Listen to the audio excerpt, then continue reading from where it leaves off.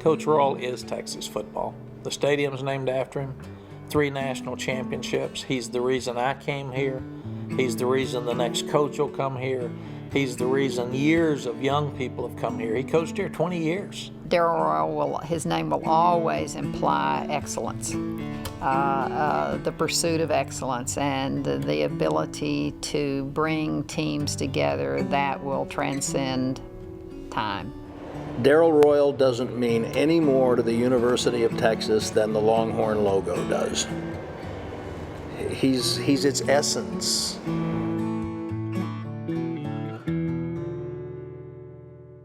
The impact of Darrell Royal is perhaps best exemplified in that logo. He not only created the respect the Texas helmet commands, he personally commissioned the creation of the logo itself. And that's what Texas was in desperate need of in December 1956. A creator, a visionary. They found one in the youngest head coach in America, Darrell K Royal. The letter K, his actual middle name. He was 32 years old, 17-13 in 3 years as a head coach, a record-setting all-purpose All-American at Oklahoma. What little was on the resume at the time would not warrant a call back in post-Royal Texas. But this was a program coming off a 1-9 season, the worst in Texas history.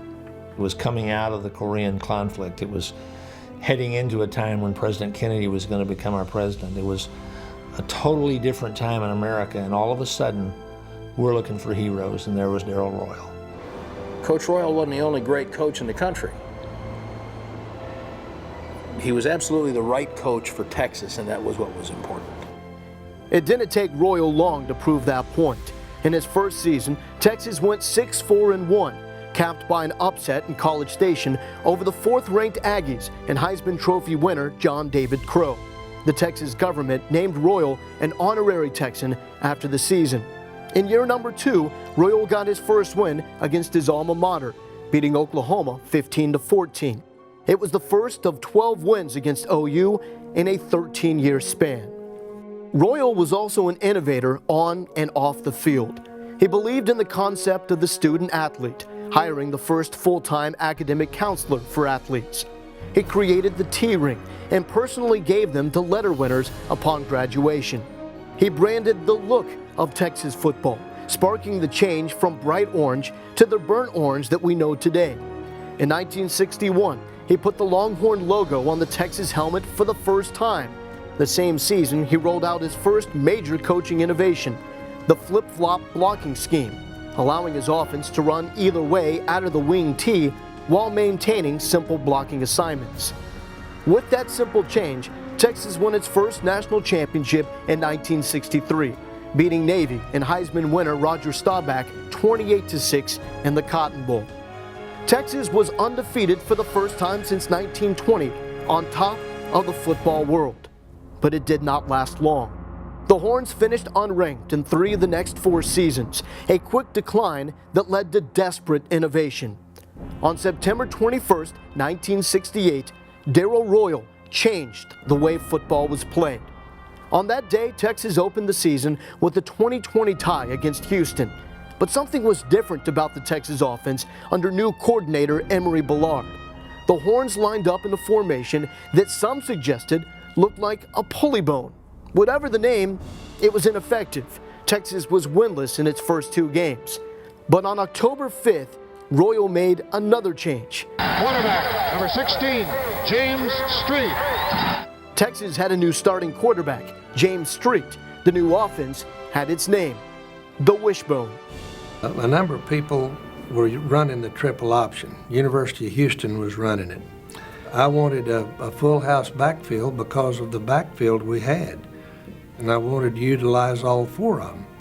And Emory came with the idea of the triple option of having a man here, the fullback, who was a handoff man to both sides, and then have the halfbacks set slightly behind him off to each side, which adds a lot more power to the offense. If it's going to the left, here's the lead blocker and here's the ball carrier. Once we got it down, and every practice, we practiced 30 or 45 minutes on nothing but the option to the right or option to the left. and you got to at the end where you could do it in your sleep. Very few people in the college football game can say they actually invented something. Coach Royal put in an offense. He changed the game. He changed an era because of the way he learned to run the ball. It was great fun running it. We didn't know much about running it. We learned as we went along, but the defense didn't know anything about defending it. When I get through coaching, I'd like to have invented a third of what Coach Royal did for college football. With the wishbone rolling, Texas won 30 straight games with a grounded out style that became the hallmark of football in the South. Royal once famously said, "Only 3 things can happen when you pass, and 2 of them are bad." A quote that Royal said labeled him so conservative that he had to look 2 ways before crossing a one-way street. He also pointed out that a completed pass was the turning point in every big game that he won. Case in point, December 6, 1969. The game of the century, number 1 Texas against number 2 Arkansas in Fayetteville. Second and goal, and Arkansas leads. Bill Burnett. Texas trailed 14-0 going into the 4th, but Street got the Horns on the board, scrambling for a touchdown on the first play of the quarter. Gets away. There he goes. And Texas is on the scoreboard, 42 yards. Street then dove in for the 2-point conversion. Royal was going for the win. But with 4:47 left, facing a 4th and 3 at their own 43, the win looked unlikely. In Royal's mind, there was only one option. Right 53, veer pass. We don't make 4th and 3, the ball game's over. You can start cranking up the bus. It's time to go to the airport. And going to throw to Randy Peschel, and Peschel catches the ball. There were 6 hands up in the air. Only 2 of them belonged to Texas, 4 of them belonged to Arkansas. 2 plays later, Jim Bertelsen scored, ultimately giving Texas the 15-14 win. President Nixon named the Longhorns national champs on the spot. How do you feel? I've got to be the happiest guy in America tonight. We get on the bus, we're heading to the game. He calls me up to the front of the bus, and I get chills now thinking about it, but he said, "James, if we get in a situation where we're going to run a 2-point play, this is the play we're going to run." He always had you prepared. He always thought of all the little details, and then he'd remind you of it during the game. The elation was tempered during a banquet celebrating the win. Royal approached his 3 captains with devastating news. Starting safety Freddie Steinmark had cancer. Doctors were forced to amputate his left leg. We could read him, and we knew something was serious, and I think the 3 of us probably thought we'd messed up and done something wrong. When he called us in there, none of us had any idea what he was talking about. And he said, "I want to tell you the situation going on. Freddie's in the hospital." And he tells us about Freddie, and he's going to lose his leg, and it's a terminal cancer. And then I just remembered the feeling of, how much lower can you be with your feeling? But despite the diagnosis and loss of his leg, Steinmark was with his team when they made the school's 2nd national championship official. Steinmark watched on crutches as Texas beat Notre Dame in the Cotton Bowl 21-17, a win cemented when Tom Campbell picked off Joe Theismann. I walked off the field with it, the game ends, and I carried it into the locker room. I'm keeping that football forever.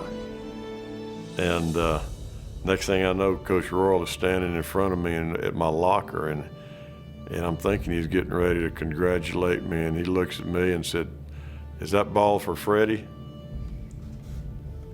And I want to say no. But all I could do was just reached it up, gave him the ball, and said, "Yes, sir." I tell you how proud I am of you. It'd be kind of, an understatement. Afraid if I talk too damn long, I'm going to choke up. But we've got a guy that we love a lot. Freddie, here it is for you.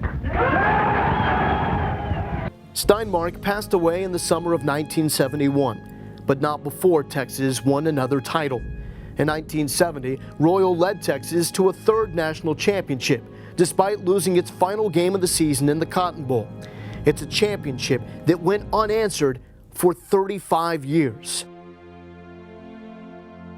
On December 4th, 1976, Royal coached his final game, a 29-12 win against Arkansas. He was only 52 years old. Royal remained the athletics director at Texas until 1980, a role he started in 1962. In 20 years with Coach Royal on the sideline, Texas went 167, 47, and 5, the best mark of any program in that 20-year span. The stadium he made relevant was renamed in his honor in 1996. More than football excellence, Royal's life reminds us of the importance of his greatest trait, integrity. Darrell Royal is one of those living legends that you just respect him. He doesn't have a lot of or any skeletons in his closet. He's conducted himself with dignity and class. He was a winner that did it his way, uniquely, going about his way, was very simple, kept it very simple. At the same time, he did it all with class. He seriously gave his life to it. Coach Royal taught us to prepare. He taught us that it's not automatic. You get what you work for. Your gain is what you have put into it. And yes, breaks come your way, and that's good. Breaks go your way, and that's bad, but you got to work through both of them. You don't get too high when it's good, and you don't get too low when it's bad, and you just keep working and set your goals, and you get the job done. He could relate to the everyman, and you would see that all the time. He was never too busy. He would always spend time and give himself to everyone. And certainly someone like Coach Royal is pulled in a lot of different directions.